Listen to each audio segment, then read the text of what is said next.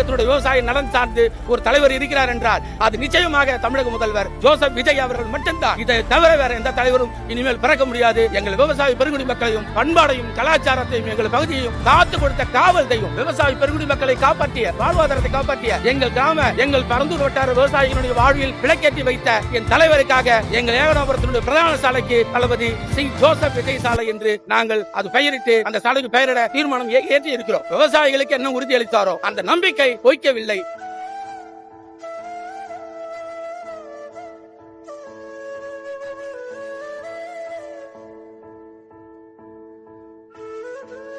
தமிழக வெற்றி கழகத்தினுடைய அந்த கட்சி ஆரம்பித்த உடனே மதிப்புமிகு தளபதி அவர்கள் பரந்தூர் போராட்ட குழுவை நான் நேரில் சந்திக்கிறேன், விவசாய மக்களை நேரில் சந்திக்கிறேன், அங்கு என்னதான் பிரச்சனை, ஏன் அழுகிறார்கள், அவர் மனக்குமுறல்கள் என்ன என்று நேரிலே வருகை தந்தார். எங்களை பார்த்தார், ஆசுவாசப்படுத்தினார், நம்பிக்கை ஊட்டினார். நான் தலைமையை ஏற்கும் பொழுது முதல்வராக வரும்போது இந்த திட்டம் ரத்து செய்யப்படும் என்று அற்புதமான வாக்குறுதி கொடுத்து உறுதியளித்திருந்தார். அந்த அடிப்படையிலே தமிழகத்திலே அமோக வெற்றி பெற்று தமிழக முதல்வரான உடனே பரந்தூர் திட்டத்தை ரத்து செய்வது எப்படி என்ற ஆய்வுக் கூட்டங்களை நடத்தி கொள்கை முடிவெடுத்தார். அதற்கே நாங்கள் அவருக்கு நன்றியை முதலே உறுதியாக்கி இருந்தோம்.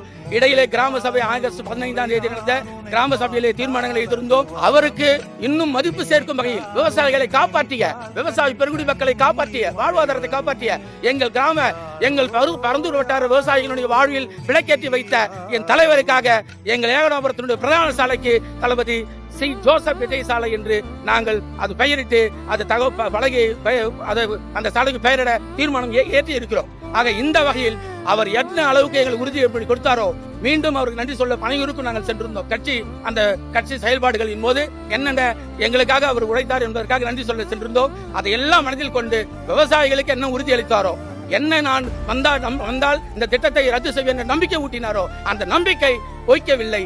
எங்கள் விவசாய பெருங்குடி மக்களையும் பண்பாடையும் கலாச்சாரத்தையும் எங்கள் பகுதியையும் காத்து கொடுத்த காவல் தெய்வம், தமிழகத்தினுடைய விவசாய நலன் சார்ந்து ஒரு தலைவர் இருக்கிறார் என்றால் அது நிச்சயமாக தமிழக முதல்வர் ஜோசப் விஜய் அவர்கள் மட்டும்தான்.